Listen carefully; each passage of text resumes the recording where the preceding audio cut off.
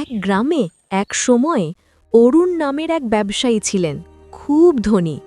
তার একমাত্র মেয়ে কাজল রেখা। কিন্তু জুয়া খেলায় সব হারিয়ে এখন সে সব শেষ করে হতদরিদ্র। গিন্নি, কাজল রেখা, কি আমার হয়েছে আবার? সবকিছু শেষ হয়ে গেছে। আমরা এখন কি করব? আমার মেয়েকে কি করব? আমাদের আর ধন সম্পদ নেই, কিভাবে ওর বিয়ে দিব? অরুণ মন খারাপ করে জঙ্গলে বসে ভাবতেছিল। তখনই এক সন্ন্যাসী এলো। বাবা, তুমি চিন্তা করো না, আমার কাছে একটি ধর্মমতী সুখ পাখি আছে, এটা তুমি নিয়ে যাও। এই পাখির কথা মতো চলবে, তাহলে তোমার সব সম্পদ ফিরে পাবে। ঠিক আছে, আমি এই পাখির কথা মতো চলব। দিন আমাকে সুখ পাখিটি। এই পাখির কথা মতো না চললে তোমার আগের চেয়েও খারাপ অবস্থা হবে, মনে রাখবে কথাটা। তারপর অরুণ বাড়িতে চলে আসে এবং ধর্মমতী সুখ পাখির কথা বলে। মা, কাজল রেখা, আর বুঝি আমাদের কষ্ট থাকবে না। মা, এটি কথা বলা সুখ পাখি। এই পাখির কথায় আমরা চললে আমাদের ভাগ্য পরিবর্তন হবে। তারপর অরুণ ধর্মমতী সুখ পাখির কথা শুনে তার স্ত্রী ও কন্যার গহনা বিক্রি করে বাণিজ্য করতে যায় এবং প্রচুর অর্থ লাভবান হয়ে ফিরে আসে। কিন্তু এ সুখ যেন কাজল রেখার কপালে সইল না। সুখ পাখির কথায় কাজল রেখাকে বনবাসে যেতে হল। যাচ্ছি মা, ভালো থেকো, দোয়া করো আমার জন্য। এই পথের শেষে একটি ঘর আছে, সেখানেই তোর ভাগ্য পরিবর্তন হবে। যা মা, ভালো থাকিস। তারপর কাজল রেখা একটি ঘর দেখতে পায়। কাজল রেখা ভীত শঙ্কিত অবস্থায় ধীরে ধীরে ঘরটির দিকে এগোতে থাকে। ভিতরে ঢুকে যা দেখল সে অবাক হয়ে গেল এবং খুব ভয় পেল। কাজল রেখা দেখল একজন মৃত রাজকুমার শুয়ে আছে, যার সারা গায়ে অনেক সূচ ফুটে আছে। হায় আল্লাহ, আমি একি দেখছি। তখনই এক সাধু বাবা আসেন। ভয় পেও না কাজল রেখা, এটাই তোমার ভাগ্য।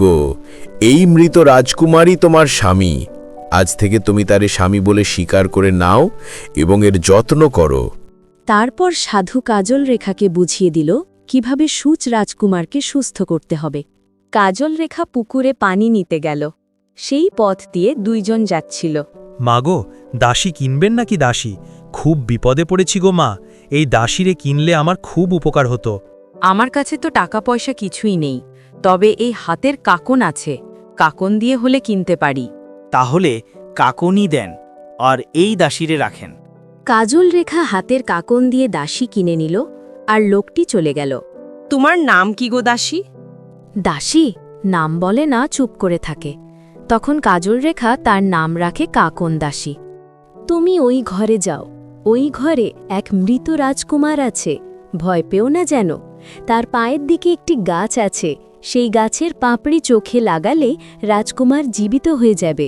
তুমি পাপড়ি দুটো বেটে রাখো, আমি এসে চোখে দিব। তারপর দাসী মনে মনে ফোন দিয়ে আটে এবং সে নিজেই পাপড়ি বেটে রাজকুমারের চোখে লাগিয়ে দেয়। কে তুমি কন্যা? আমার জীবন বাঁচালে। তুমি যা চাও আমি তাই দিব। আমি খুব অসহায় গো রাজকুমার, 3 কুলে আমার কেউ নাই। আমাকে বিয়ে করেন গো রাজকুমার, আমি আর কিচ্ছু চাই না। এই কন্যা আবার কে? ও, এই কন্যা আমার দাসী রাজকুমার। আমি ওকে কাকন দিয়ে কিনেছি, তাই ওর নাম কাকন দাসী। কাজল রেখা কিছুই বলল না, কারণ বললে ও হয়তো বিশ্বাস করবে না। তারপর রাজকুমার কাকন দাসীকে বিয়ে করে এবং কাজল রেখা দাসী হয়ে থাকে। কয়েক বছর পর একদিন রাজা দেখল নকল রানী কাজল রেখাকে খুব বকাঝকা করছে। কাজল রেখা শুধু নীরবে চোখের জল ফেলছে। কিন্তু রাজা কাজল রেখার সুন্দর আচরণ ও নকল রানীর খারাপ আচরণে সব সময় চিন্তা করে। ভাবতে ভাবতে রাজা কাজল রেখার কাছে যায়। সত্যি করে বলো তো কন্যা, আসলে তুমি কে? কি তোমার পরিচয়? বললাম তো, আমি কাকন দাসীন। রাজা ঠিক করল দেশ ভ্রমণে যাবেন। রানী, আমি দেশ ভ্রমণে যাব। তোমার জন্য কি কি আনবো বলো? রাজা আমার জন্য সোনার মালা, হাতের কাকন, পায়ের নুপুর আর রেশম সুতার শাড়ি আনবেন। আমি দেশ ভ্রমণে যাব।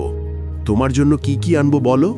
আমার কিছুই লাগবে না মহারাজ, তবে যদি পারেন একটা ধর্মমতী সুখ পাখি নিয়ে আসবেন। রাজা সেনাপতিকে নিয়ে দেশ ভ্রমণে যায়। রাজা রানীর চাওয়া সব জিনিস খুঁজে পায়, কিন্তু সুখ পাখি কোথাও পায় না।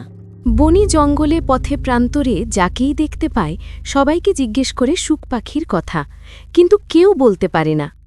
চলতে চলতে একদিন রাজা কাজল রেখার গ্রাম এসে খুব ক্লান্ত হয়ে বটগাছের নিচে আরাম করছিলেন। সেই পথ দিয়ে একজন লোক যাচ্ছিল, তাকে সুখ পাখির কথা জিজ্ঞেস করলে সে অরুণের বাড়ি দেখে দেয়। অরুণ রাজার সুখ পাখি চাওয়া দেখে বুঝতে পারলেন নিশ্চয়ই কাজল রেখা পাঠিয়েছে, তাই রাজাকে সুখ পাখি দিয়ে দেয়। রাজা বিনিময়ে অনেক টাকা দিতে চাইলেও অরুণ কিছুই নেয় না। সুখ পাখি দেখে কাজল রেখা খুব খুশি হয়। তারপর একদিন রাজা সবাইকে দাওয়াত করে এবং কাজল রেখা ও নকল রানীকে রান্না করতে বলে। রানী অনেক ধরনের খাবার রান্না করে, কিন্তু কেউ খাবার খেতে পারল না, এতটাই বিস্বাদ। তবে কাজল রেখাও অনেক খাবার রান্না করে, যা খেয়ে সবাই বলে এরকম সুস্বাদু খাবার কেউ আগে কখনো খায়নি। রাজার মনে সন্দেহ হয়। রাজা সুখ পাখিকে জিজ্ঞেস করে কাজল রেখার কথা। তখন পাখি রাজাকে সবকিছু বলে দেয়। রাজা রেগে গড়গড় করে কাকন দাসীকে পিটিয়ে বাড়ি থেকে বের করে দেন। তারপর রাজা কাজল রেখাকে ধুমধাম করে বিয়ে করে এবং সুখে শান্তিতে দিন কাটাতে লাগল। তখনই সুখ পাখিটি হাওয়ায় মিলিয়ে গেল।